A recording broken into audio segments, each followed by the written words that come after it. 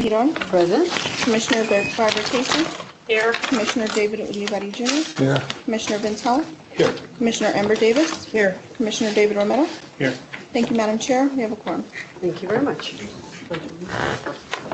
I pledge allegiance to the flag of the United States of America and to the republic for which it stands, one nation, under God, indivisible, with liberty and justice for all. Councilor Lee, this will be a moment of silence, please. A moment of silence for all the homeless people and people that are having trouble finding a warm place to be. Keep them all in your prayers and see if you can talk to people that will find a place, that we can find a place for them and keep them warm this winter. Thank you.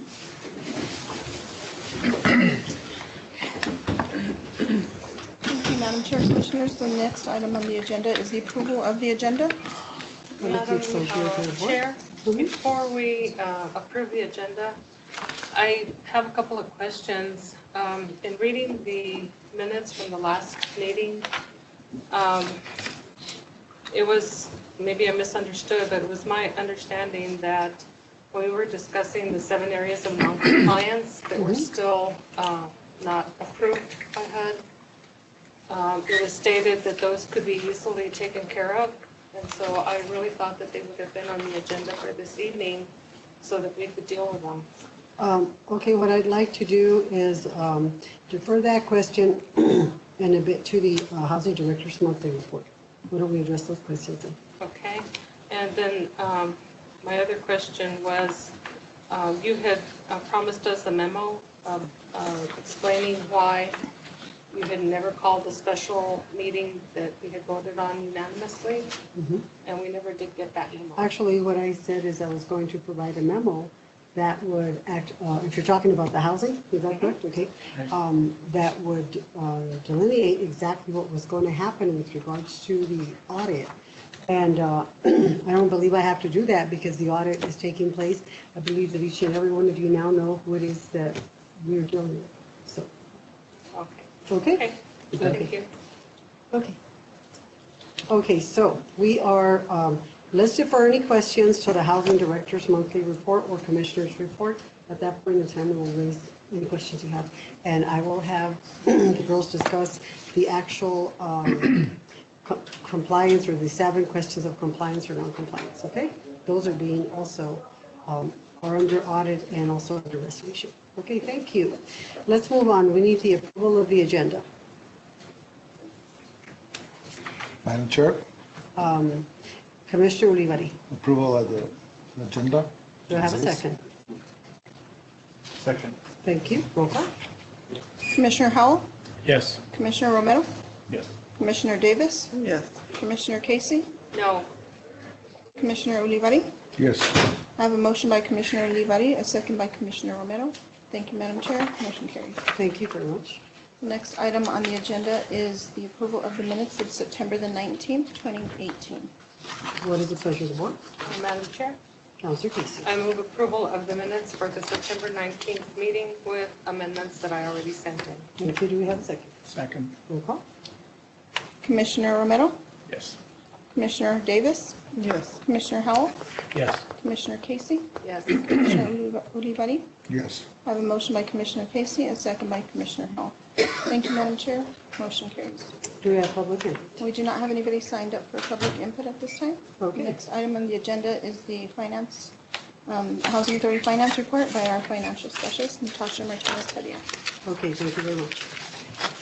Good evening. Madam Chair, Commissioners, thank you. We have finished the first quarter of our year. So in front of you, you have our revenues for dwelling rent. You see them coming in a little lower than, or we're billing out a little bit lower than expected. We have, I think, 4 units that'll be going online. So as we start billing those ones, it'll help that revenue go up. Additionally, with operating subsidy, we seem to be right in line. There was a 1% increase that I think they made public, what's the last one? It'll affect subsidy, so we'll see a little bit of an increase as far as the money that's that is put into that fund. And then our other income, this is for our late fees, interest, unit repairs, is a little bit over what normally we get in, but of course that's the billable charges. And then our transfers in, the transfer from general fund, the $10,000 is coming in as expected. We will be transferring our money, not money, but our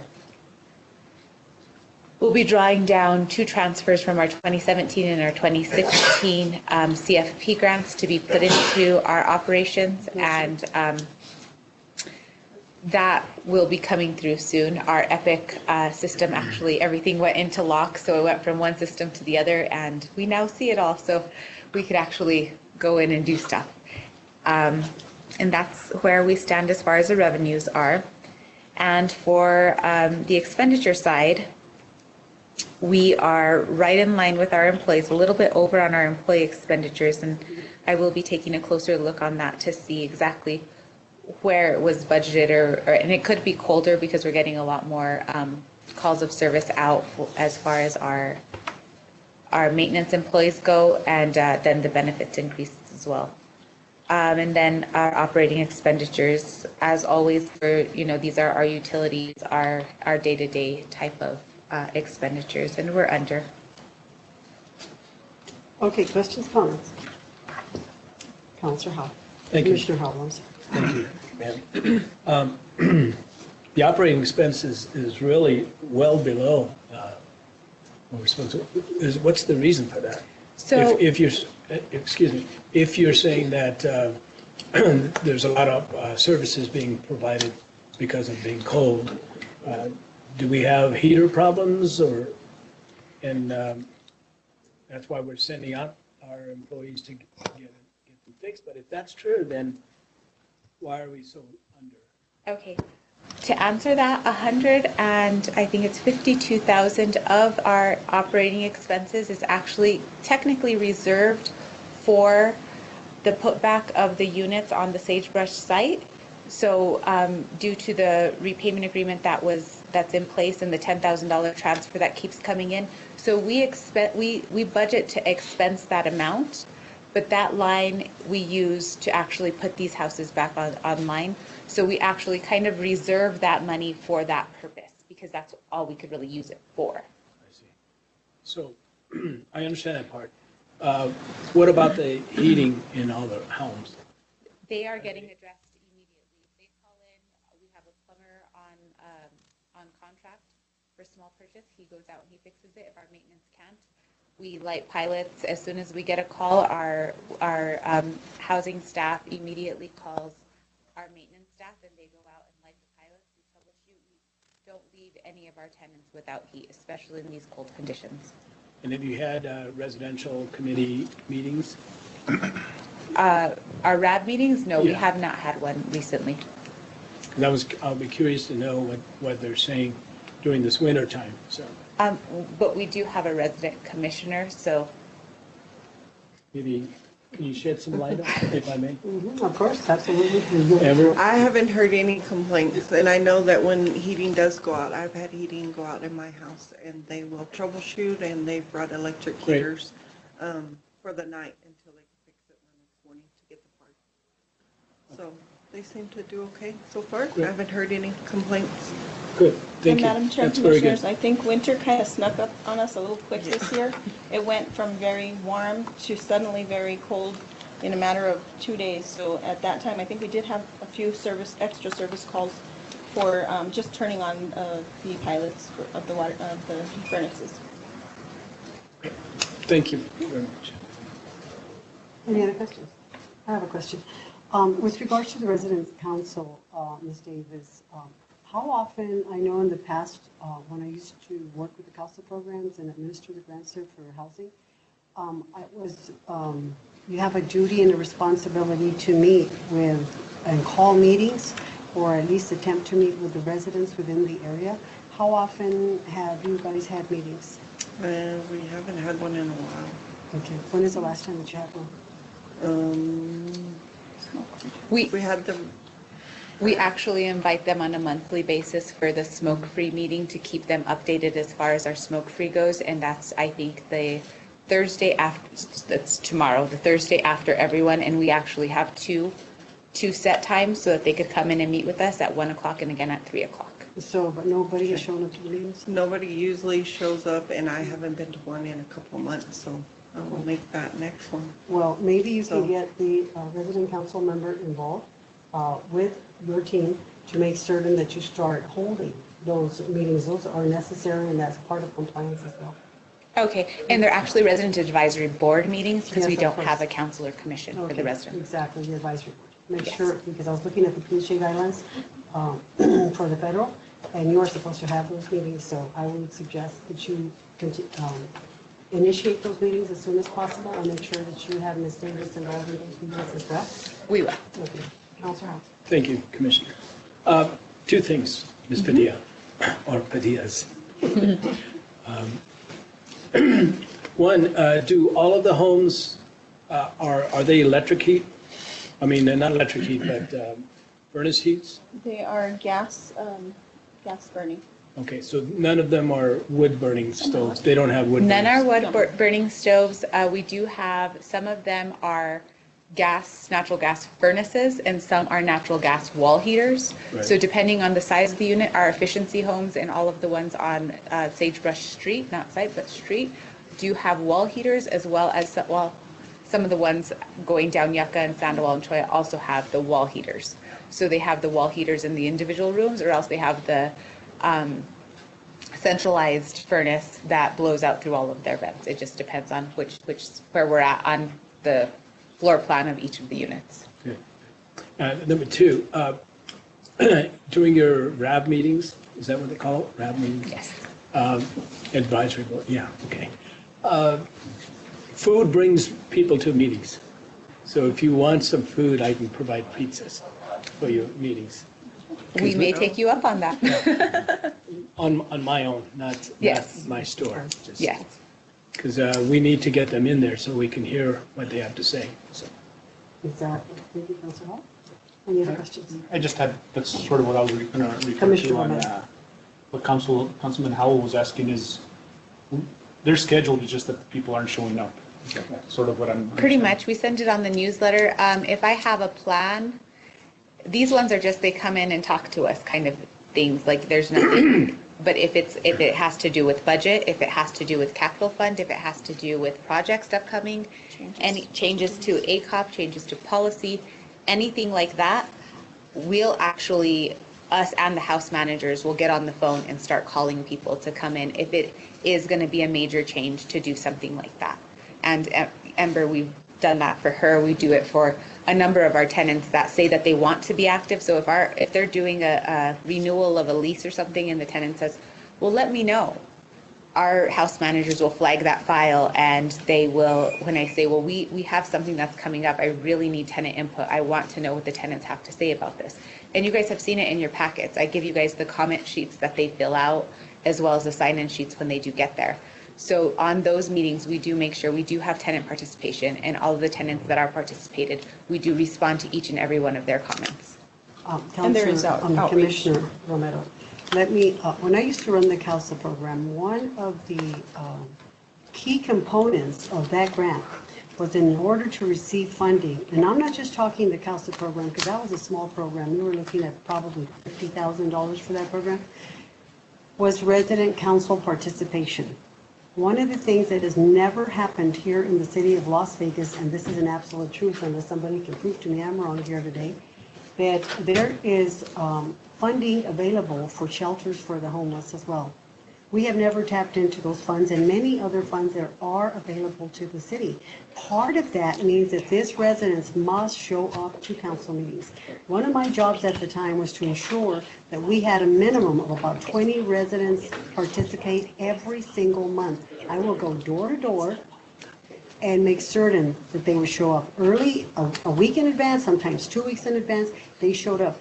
We attempted to qualify for funding at that time, but the changes of the administration prohibited us, and a lot of us thereafter, after a couple of years, were no longer here to continue pushing those projects forward. So it's imperative and it's critical to the viability of public housing that we do this. It's part of our job.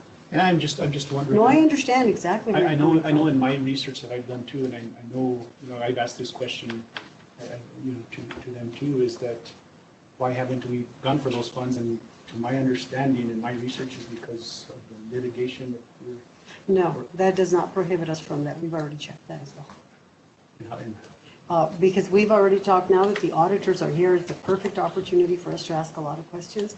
And we are not prohibited from going after funds for people who have no shelter. We can apply at any given time, but there's certain requirements that we must meet, and that's exactly what we were told. Okay, thank you. Any other questions? Yeah. Councilor. Thank you. So do we have someone enacting that right now? I'm hoping that once the final audit report recommendations come back, I'm hoping that that is stipulated in that report, and this way we have clear direction of what it is that we have to do to make the public housing. But you said that we No, we don't have to wait. No, we don't have that. No, But you said we don't have to wait for that to happen. no, we don't. We can actually, we have to meet certain requirements, of course. But if we meet the requirements, then we can apply for that housing. And I think, So that was my question. Yes. Do we have someone working on it now since we no, I have? think they just found that out, based on my understanding. Yes. Go ahead. okay, I'm confused now is, we have a waiting list, right? Correct. So how would we, basically those individuals are, I guess you could kind of say homeless, right? Yeah. So, Well, so it's how would we, essential. how would we jump Well, the see, the waiting list? that's going to be the issue. We're not familiar with that actual process because we never actually applied at that point in time. We were in the process of applying, but then changes happened with the administration, and we never applied for it. But I know that and the criteria might have changed based on the OMB circulars. We don't know what the CFR regulations are now, but all we can do is hope that we can move forward with that. Once we get all the requirements set in stone, then that's something that I would definitely look into. Because sort of, those that are in the waiting list are probably homeless or don't have any. Exactly, and you've got a valid point, absolutely. Okay, thank you. Any other questions? Okay, let's move on. Madam Chair, Commissioners, the next item on the agenda is the Housing Director's monthly report. Maintenance continues to work on unit turnarounds. We did have 2 units that were moved in in September, and 2 units that were vacated. For the month, I believe we had 2 units that were not occupied on that deadline. The waiting list manager continues to accept and process applications daily. I believe we have currently 75 applicants on the waiting list. 16 were taken in the month of September.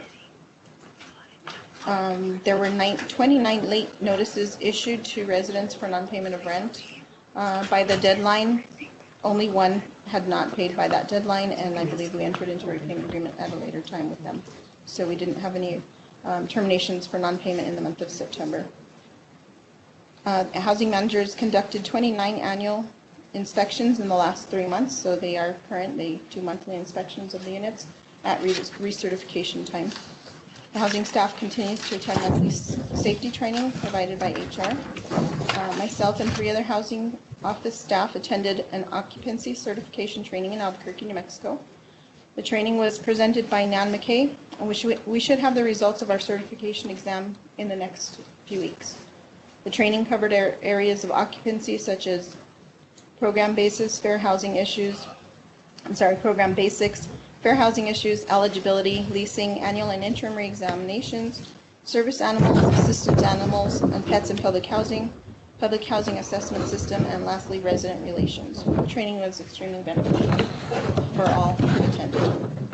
The projects, we have the roofing projects that we're not too positive about at this time.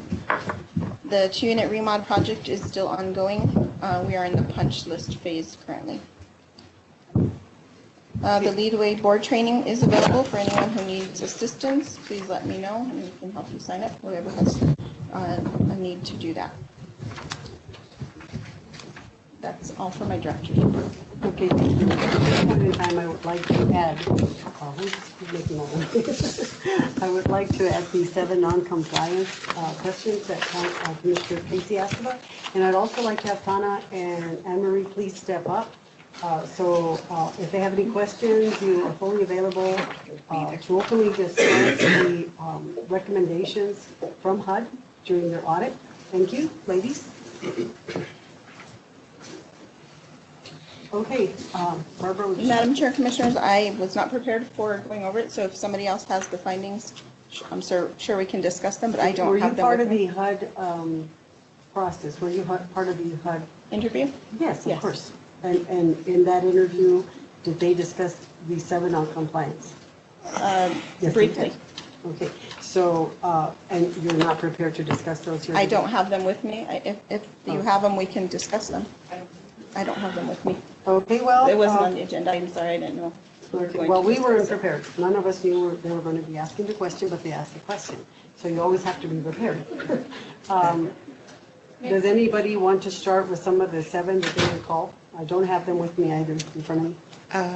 Counselor Casey? Disposition policy. I don't have them, but I can give a summary of the meeting that we had. Absolutely, please provide a summary. We're not complete, we haven't completed the meetings as of yet. We spent 2.5 hours, 3.5 hours yesterday with staff as well as with the HUD office, the HUD staff office from Washington.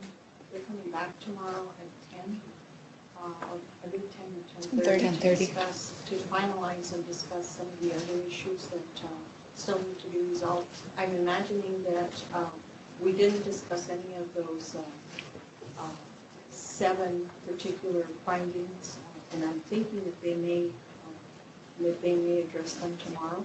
But that's where we're at. We're still meeting with the HUD office in Washington, the staff. Okay, so I would recommend at this point in time, because we don't have them before us, we're still under audit, we don't know exactly what the final results of those are going to be, that we hold off on those. But I will go ahead and give you the floor, Counselor Casey. Thank you. Commissioner Casey? The reason that I asked about them was because we discussed them last month at the housing meeting, and statements were made as I was reading the minutes, as I was reviewing those for this meeting. Statements were made by you, Mrs. Gallegos, and Mrs. Vega, that the policies that were required, that you had already sent in a response to HUD, a timely response to HUD, that those could easily be corrected and completed or whatever, and sent within, a relatively short amount of time. So when I interviewed with the people from HUD last week, I asked specifically, I said, what about those 7 areas of noncompliance that are still kind of hanging out there? And they said, those are never going to go away. Those have to be taken care of right away. And so maybe I was mistaken in thinking that they had probably said the same to other people that they interviewed, and I don't know who all they interviewed other than the council members. I had thought maybe that because of that urgency that I picked up from the interviewers, that we would have those on the agenda for this meeting. And that's why I asked about them. And so I hope that they're addressed tomorrow and that we will be informed during the interim, and you don't wait until next month to let us know what was said or what direction they may give you tomorrow in addressing those areas of noncompliance, so that we know that we're moving forward on this. According to Ms. Khan and Mr. Snell, yes, that what they will be doing is they will be doing an internal report that is going to be discussed with, and what I gather from an internal report is going to be within their head offices and then possibly with the commissioners as well. But we will address those with them. However, we never got to that because there was other critical issues and other critical items that needed to be addressed with them such as the repayment of loans, the 17 units, the $285,000 that has not been paid to the city of Las Vegas from the HUD office. Those are the things, the bigger items that were discussed, not necessarily the 7 accounting procedures, but I believe that those will be addressed possibly tomorrow. Charlotte Cobb is a very nice person, and so I know that she has actually given us her email and asked us to contact her if there's anything that she can assist us with, and we will, because she is a very good friend. Okay, thank you. Thank you. I have no, okay, thank you, Councilor Hall, Commissioner Hall. Thank you. Ms. Gallegos, Ms. Vega, good evening. Good evening. I'm kind of confused. These 7 non-compliance issues is directed to HUD Albuquerque, excuse me, and have we sent responses to them? Yes. Okay, so we have not received a response back from them yet? We haven't, and I probably need to reach out to the HUD Albuquerque office as well as to the Washington office and submit the same things to each one of the agencies. It seems to me that that's probably more clear communication with them, and that's what I would like to do. That's how I'm proceeding. Right, because during my interview, that issue was asked also. And what Councilor Casey said was true. Those issues were not going to be eliminated until we address it, and most skosh, because if we don't, then it's going to be looking very hard on us. Exactly. Very poor. So Absolutely. what of the 7 are we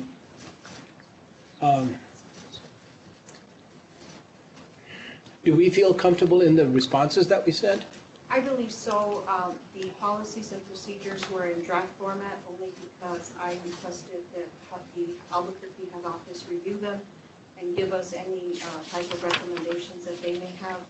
Yesterday, when we spoke to the HUD office in Washington, they also admitted that federal regulations versus state regulations are very different. And so those, I'm thinking we may have to incorporate some of the federal regulations into those policies and procedures. And so we'll take a look at that, but I'd like to use her as a resource as well with federal regulations. I understand they had commented that one of the policy responses that you sent was not really a policy, it was an action item. Are we not clear on what a policy is and when we send the response? The policy, if in fact we don't have a policy in place, we refer back to state statute. Those are the guidelines that are used by municipalities, counties, and the state. So if we do not have a written policy, then we refer back to state statute. And that's what the issue has been. Right.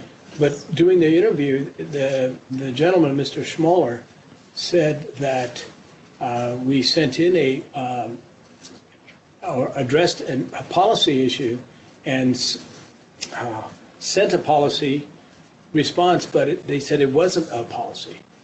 It might not have been. Our budget guidelines, we determine our budget, the budget process was an issue. Our budget timelines are budgets that are approved by July 31st, whereas HUD, I think, recommends a June 30th.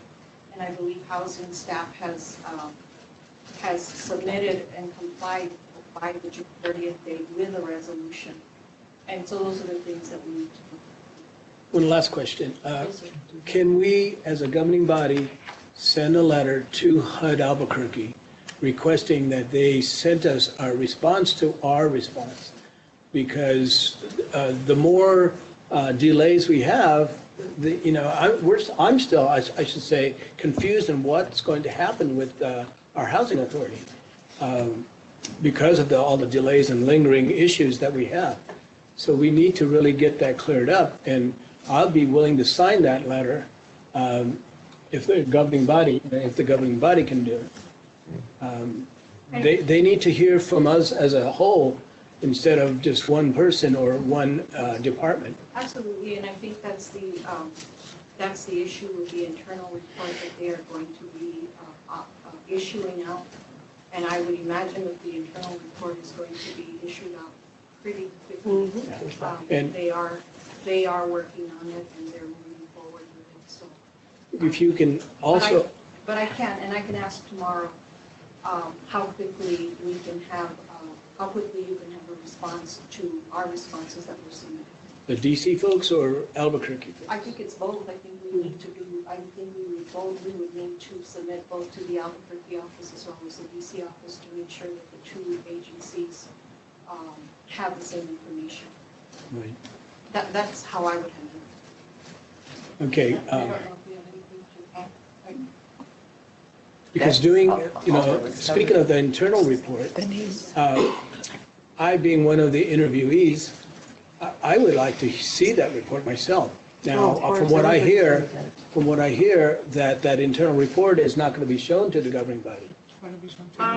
What's that? It may, or according to what I understood, it may or it may not be shared with the governing body, because I believe the housing staff requested a copy as well. And so I think that if in fact they would authorize us reviewing that internal report, I think that it would be made available to all of the commissioners, as well as myself. Right. I mean, I'm sure that we had to pay for them to come down here to do this. So. No? No. Well, that's interesting. And they have been extremely helpful. They've been very helpful with Right. with regulations, with looking at what we have and what issues we have to address prior to any type of dialogue regarding housing. Madam Chair, Commissioners, I just wanted to clarify that it was Stephen Schneller that was here last week that interviewed, and this week it is Wendell Connor that's here with Charlotte. Those are the finance people? Yes. We worked real closely with them yesterday on some of the Our procedures for reporting accountability issues were covered in, so I took them through the whole process, and what was reported on the financials, the cash basis versus the accrual basis, at what time are the financials on the accrual basis or the modified accrual, which is, throughout the year it's on the modified accrual because revenues are reflected on the accrual basis. They were also not aware of, I made them aware of the $285,000 of operating subsidy that was owed to us at June 30th, 2018. And amounts that were have been withheld. And to date, we've only collected $2,000. And those are critical, those drawdowns are critical for them to release to the city. the capital.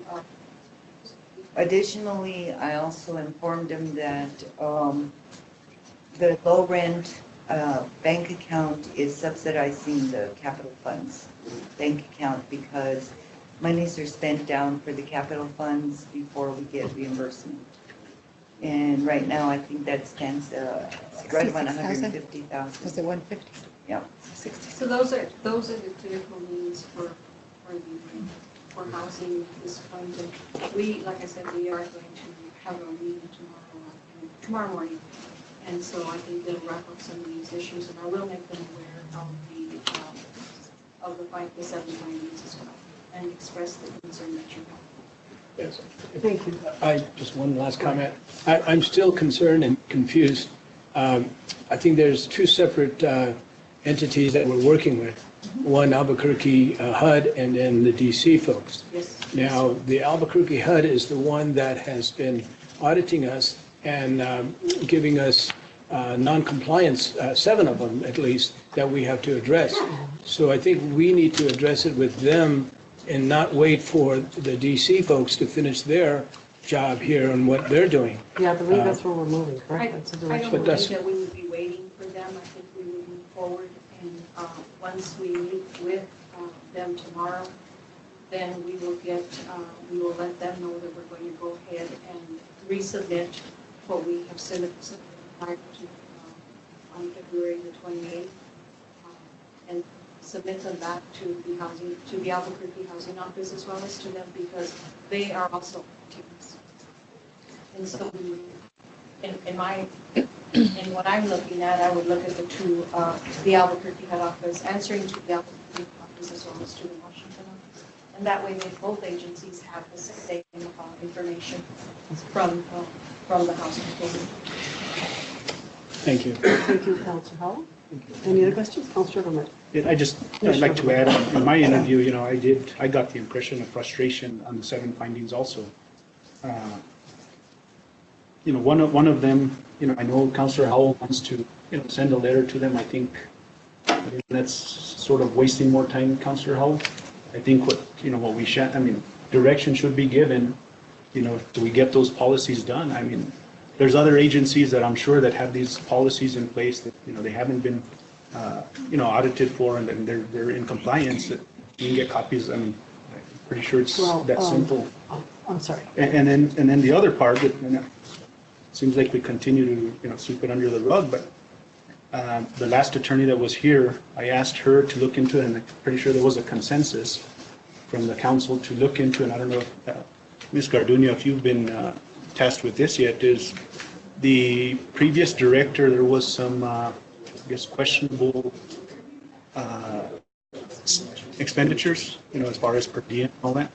I don't know if you had looked into that yet, but I think that's another finding in my discussion that was of concern to the Washington folks, that, you could look into that, and if there's something that we need to do, I think that, as a city and as an entity, we should address that.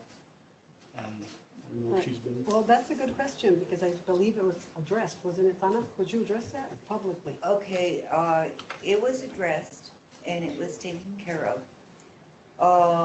The incident happened in August, and the Albuquerque office knew there was a violation, and they do have our direct numbers. They could have reached out to us and let us know that there was that violation, and we would have addressed it immediately. When we received the compliance letter in the non-compliance letter in December, it was addressed immediately. And those expenses were taken care of. Could you They explain were pulled to them? out of housing. And Madam Mayor, I think, again, I'm going to go back, and I know I don't discredit, where, your financial, expertise, but, I think this is something that goes a little beyond that, and I want the legal aspect of that. I still look at it, even if we use the city funds to reimburse, that action. At that point, she wasn't the paralegal when we did that. So I differ on the opinion.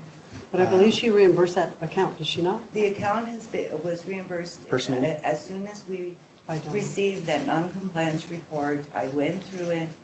Anything that was questionable as far as finance was concerned, I addressed immediately, which were included in the responses to the HUD office by email, to the Office of the State Auditor, and to our 2017 year auditors. I shared all of that information. Well, it should be in the report, correct? It's in the report. Exactly. What was the total amount? It was $123. That was it, $123. That was $123 for the violation, but you specifically asked Ms. Smith to look into. So the city paid it, or she paid it, the employee? At the time that, when was I don't remember the date that she was discharged.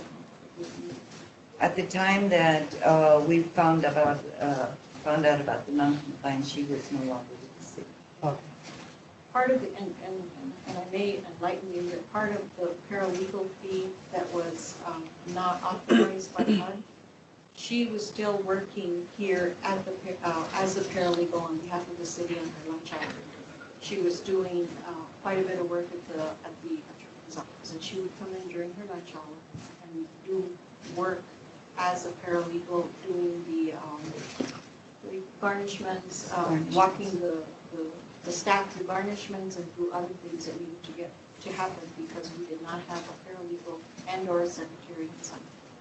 Well, I just want. And you know, that's fine, we can it's- have it, we can continue and we can review it and research it further, but that was the case. So did Danelle, even though there was consensus, did she not give us an opinion on that? She was not in, Or we asked her that I day? believe, Yeah. I believe that she may have, I know she asked me the question, and I don't know if she responded, I don't remember if she emailed me anything, I can check and let you know. Okay, could you please get response to the entire commission with the response that you received from the attorney with regards to the $123? So there's no question as to how that was And handled. Madam Mayor, you know, whether it's $5, $10, $1 million, it's, I mean, yes, it might not be, you know, the felony, but, you know, that's still. That's fair. Whether you like, I mean, And have them address it in writing, okay? Because this is like the second time, I believe, that you've requested it. So give it to them in writing, please. Okay. Thank you. I have a question right and, there. and then the other question, and, you know, not, I know, you know, they did, you know, one of the findings also was training. And, you know, I know, you know, it was online and they did say that, you know, we felt that, you know, if we wanted to do some more, that there was that opportunity. So, The beauty of that is, that's a great question, because I asked him about that as well. And one of the concerns that I've had is I don't want to use the budget for training for the commission. But what they advised me of is that there is money available for specifically just training, and it doesn't impact their budget whatsoever. So that's something that we're going to be looking into as well, because I think it's really important that every single commissioner goes to an actual training. It's important. and I just know that was a finding, but they did give a suggestion, and that's right. Yeah, exactly. That's perfect. Thank you. Okay, any other questions? Okay, ladies, you know you've got your work cut out for you, so thank you very much. We will work closely with staff to make sure that it complies, so we can allow you to state guidelines and also comply with the guidelines. Yes, absolutely. So, Madam Mayor, can we give direction to have those policies for the next meeting? maybe? Well, see, that was a question that I had during the interview as well. I said, what policies are missing? So An at this internal point- control. Yes, an internal control policy. But one of the things that I discussed, and I'm glad you brought that up because I remember now the question I had, was we did provide, and I explained this to the individuals who were interviewing the auditors, the actual information that was requested from us to the Albuquerque HUD office. We never received a response, and all we were waiting for was an actual response with direction. Do they accept those responses? If not, give us direction as to where we're going. One of the things that was told to me is that the Albuquerque HUD office had stated they never received any information from us, which is absolutely untrue, because you all received the questions during the actual corrective action. And I know, Barbara, you two ladies, if I'm correct, took the other information to them personally, correct? Madam Chair, Commissioners, we took everything, the binder on the Exactly. deadline, and then they did respond. That was the email that they responded. That's when it addressed which were complete and which were incomplete. Okay, and So then they at that did point in respond to time, that. did you follow up after that? We did. She We did, follow up exactly, with that's them. what I recall. So what I did was we sent out an email and asked them whether whether the policies and procedures, the internal control policies and procedures that we submitted were ready to be adopted. And so I'll follow through again, and I will follow through Okay. with both offices as well. So is, I guess, going overboard, but can we have them by next month? I'm My hoping question. that we can have them by next week. Let's see how it goes, but we're pushing that, but we're waiting also for the final audit. For That's board- going to give us a lot of For direction. commission 'cause there- approval? Yeah, if we have to, yes, absolutely, no problem. Okay, let's move on. Now we go to the Commissioner's report. Commissioner Davis. I don't have anything at this time. Okay, Commissioner Romero. I think Okay. pretty much what I you've been addressing have addressed been my everything, yeah. concerns. Commissioner Casey. I've had my questions answered, thank you. Thank you very much. Commissioner Howell. Yeah, I just want to make a comment. Thank you, Commissioner. Thank you for you and your staff to make sure our residents and our housing is warm and comfortable. because it's going to be a cold winter. Yes. And we need to really make sure that they're secured in their homes. And especially there's, might be some fire danger because of faulty furnaces and things like that. So we really need to be cautious of those type of things. And if your maintenance staff is good as you say they are, which I'm sure they are, they'll check all those things. Thank you. Thank you very much. Commissioner. Commissioner Olivari. Yes, I do have some commentary. Hopefully we can move ahead on those 7 findings and take care of them. So it could be, go back to, good job for God. So you guys are doing a good job, so, just work hard for it. Thank you. Thank you. Okay, I don't believe we have any need for executive session, is that correct? No. Okay, need a motion to adjourn? So moved. Second. Roll call? Commissioner Casey, Yes. Commissioner Howell, Yes. Commissioner Davis, Yes. Commissioner Romero, Yes. Commissioner Olivari. Yes. I have a motion by Commissioner Howell, a second by Commissioner Romero. Thank you, Madam Chair. Motion carries. Meeting adjourned. We'll take a 5-minute recess. We'll be on schedule.